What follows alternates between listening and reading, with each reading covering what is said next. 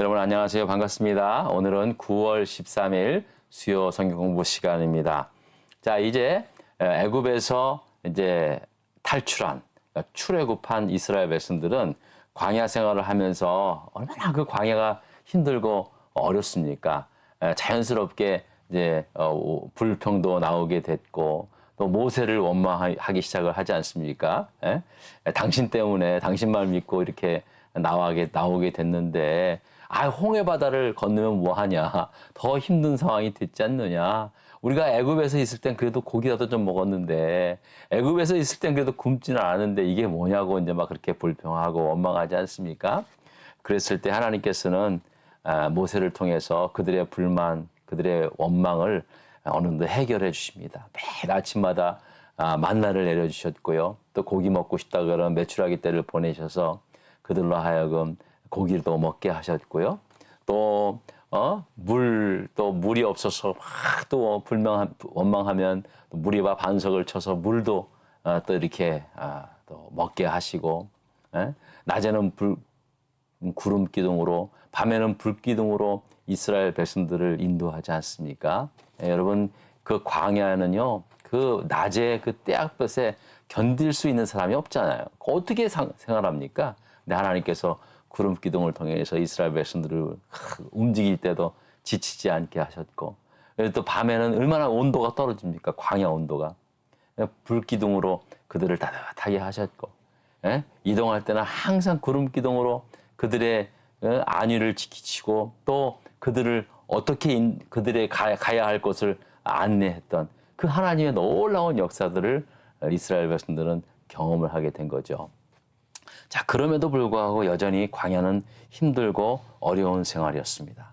하지만 광야에서 하나님께서 특별히 이스라엘 백성들에게 이제 이 백성이 내가 택한 하나님의 백성이라는 것을, 너는 나의 백성이 되고 나는 너의 하나님이 될 것이라고 하는 그 약속의 그 자리, 그 증거가 뭡니까? 바로 예배 아닙니까? 회막을 짓게 하고 성막을 짓게 해서 이제 그 성막을 통해서 이스라엘 백성들은 예배하고 하나님 앞에 예배하는, 또 하나님은 그들에게 또 나타나셔서 그들과 함께 하시는 하나님의 영광이 그 예배 가운데 임하시는 그런 것들을 광야 40년을 통해서 경험을 하게 되는 거예요. 그러니까 여러분, 이스라엘 백성들의 40년의 광야 생활은요, 철저한 예배 생활이었어요.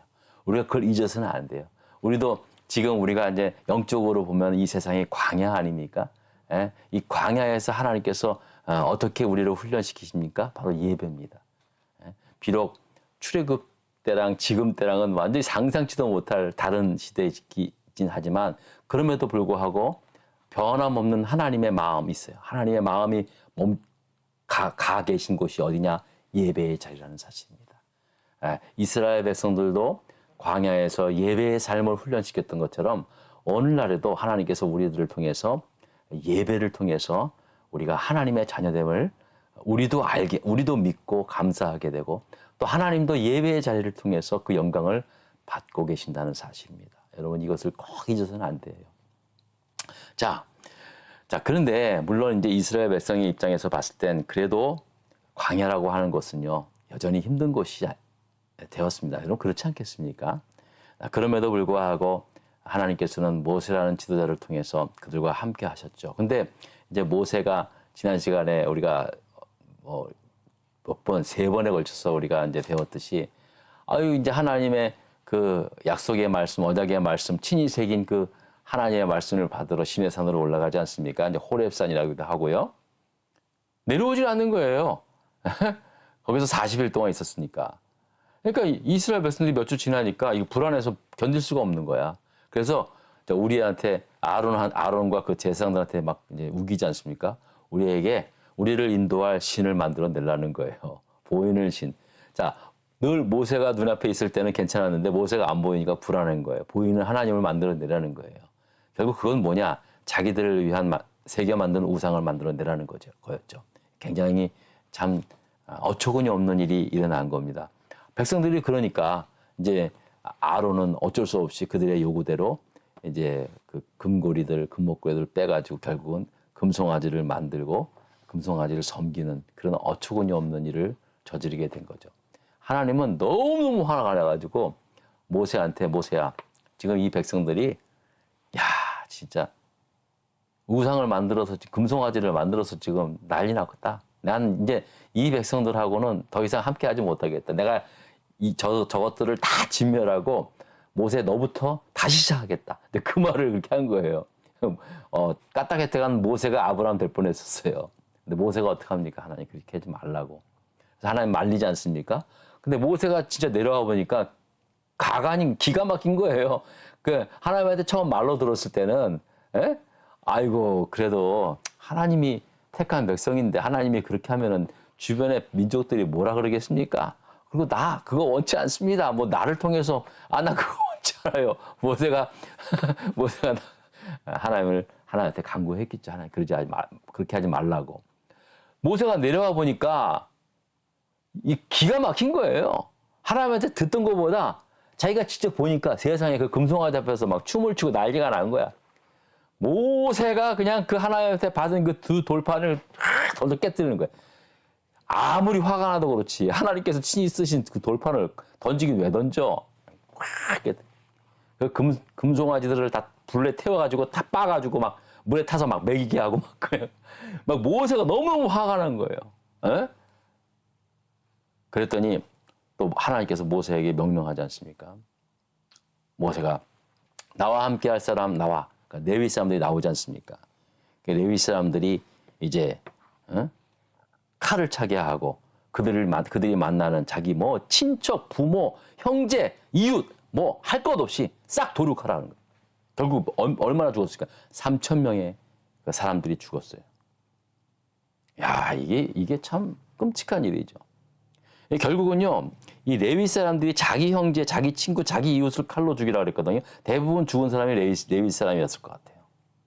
결국은 이 사건의 핵심은 이스라엘 백성들에게도 물론 있겠지만 이것들을 말리지 못하고 이것들을 그대로 그냥 백성들이 하자는 식으로 따라했던 영적 지도자들의 책임이었다는 거예요. 그래서 이런 끔찍한 일들, 이게 사실 이해는 안 갑니다. 솔직한 말로 이 이야기를 할 때는요, 하면서도 이거 교인들이 이런 하나님이 무슨 이런 하나님이 다 있어. 야, 어떻게 이렇게 사람을 그렇게 그냥 막 이 3,000명의 사람을 막 그렇게 죽일 수 있을까? 야, 이거 저도 사실은 말씀을 드려도 이 교인들은 정말 이해하기 힘들겠다. 그런 마음이 들 정도예요. 근데 여러분, 이게 이해는 안 가지만요. 우리가 냉정하게 이 사건을 보면서요. 이거 알아야 돼요.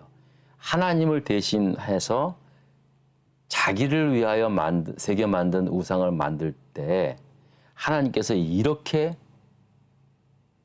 진노하고 계시는구나. 이 우상을 섬겼던, 우상을 세웠던 이 결과가 이렇게 참혹하고 이렇게 끔찍한 결과를 초래할 수 있구나. 그거를 우리가 알아야 돼요.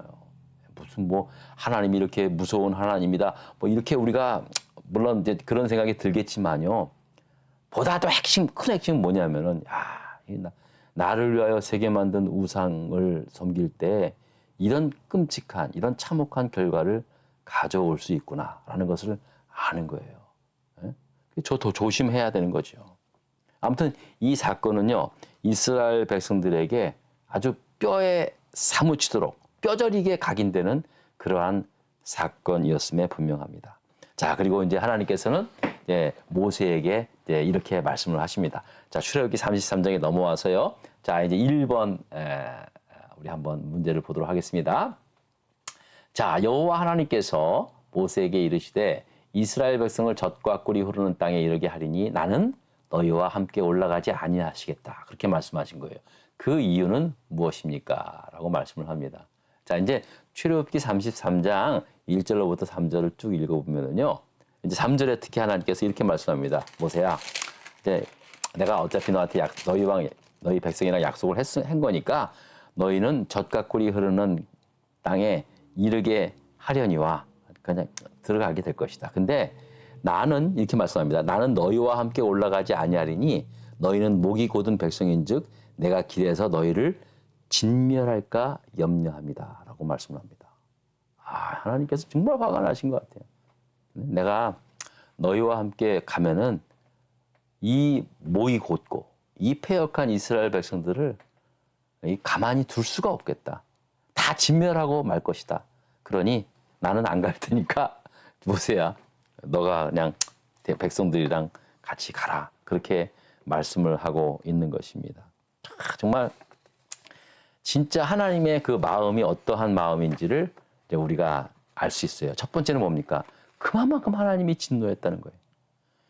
그 레위 사람들이 죽인 사람이 3천 명이 되었음에도 불구하고 하나님의 진노가 가라앉지를 않았던 거예요. 그만큼 하나님이 그 이스라엘 백성들이 우상을 섬긴 일에 대해서 너무나 진노했다는 것을 알 수 있는 거죠. 첫 번째는. 근데 두 번째는요. 이 사건을, 이 말씀, 하나님의 이 마음을 반대로 거꾸로 해석할 필요가 있다는 거예요. 그만큼 하나님께서 택한 이 이스라엘 백성들을 사랑하고 있다는 거예요. 사랑하고. 여러분, 부모님이라면 그런 경험을 다 해보셨을 거 아니에요? 좀 자녀들이 좀 안 좋은 일에 연루돼서 뭐 이렇게 되면은 나는 못 가. 나는 안 갈 거야. 차라리 안 보고야 말지. 그런 말 여러분 하시잖아요. 부모님들은. 차라리 내 자식 내가 그 꼴을 내가 못 봐. 차라리 안 보고야 말지. 그게 부모님의 마음 아닙니까? 진짜 안 보고 싶어서 안 보는 거예요.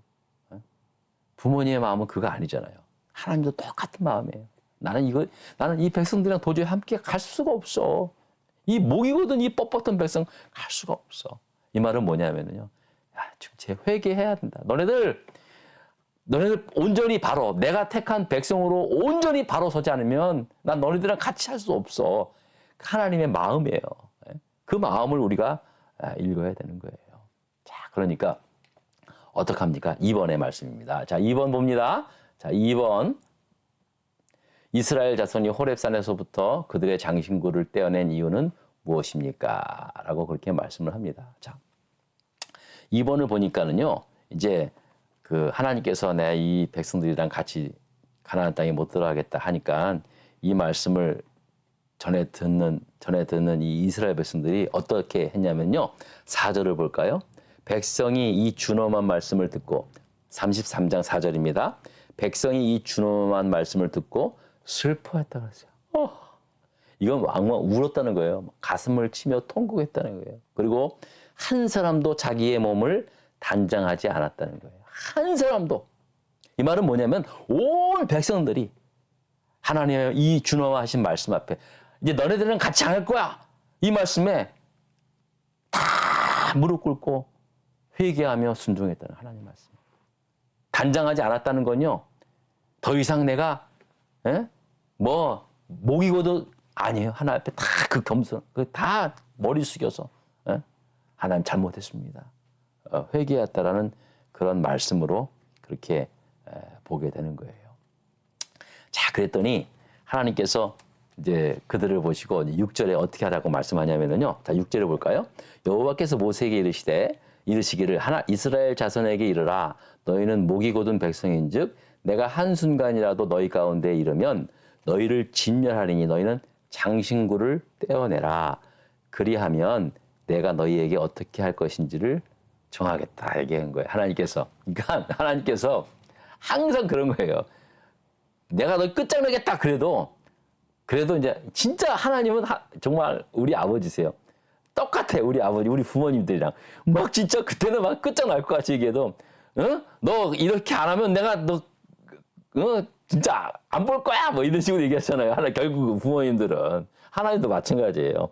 장신구 다 떼어내. 그럼 내가 한번 생각해 볼게. 그런 거예요. 장신구가 뭡니까? 우상을 만들었던 거 아니에요. 그걸 가지고 금송아지 만들어냈던 거 아니에요. 결국은 너희들의 마음속에 있는 것, 뭐 금고리, 뭐 목걸이 남아 있는 거 있었겠죠. 근데 다 버리라는 다 떼어내 버리라는 말은 물론 그것도 있지만 너희들 마음속에 있는 그 송아지 우상을 만들고자 하는 그 마음 다 버리라는 거예요. 그러면 내가 한번 생각해 보겠다. 하나님, 여러분, 그런 마음이에요. 우리도 마찬가지죠. 우리도, 우리 금목걸이,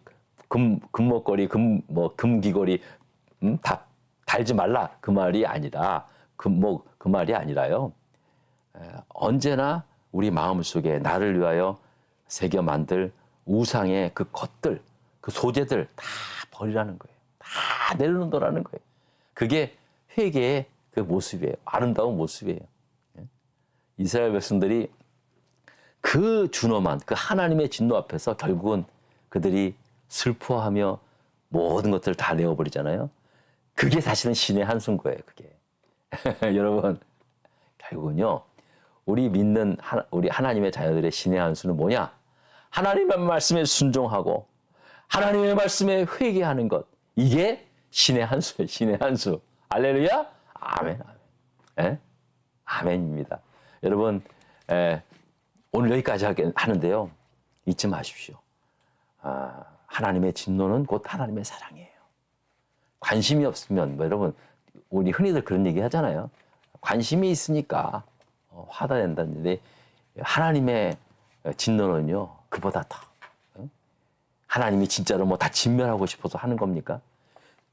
그 정도로 이스라엘 백성들을, 택한 백성들을 사랑하고 있다. 그리고 이스라엘 백성들이 다행히 하나님의 그 말씀을 듣고 슬퍼하며 한 사람도 단장하지 않고 회개했다는 거예요. 엎드려. 그리고 하나님의 말씀 앞에 모든 것 다 내어버리고 하나님 앞에 회개했을 때 하나님께서 새로운 회복의 역사가 나타나는 거예요. 그것은 다음 시간에 또 말씀을 드리겠습니다. 여러분, 오늘도 여러분과 함께 하나님의 말씀을 함께 나눌 수 있어서 정말 기쁘고 감사했습니다. 여러분, 한 주간 동안 또 승리할 수 있는 저와 여러분 될 수 있기를 부탁을 드리겠습니다. 감사합니다.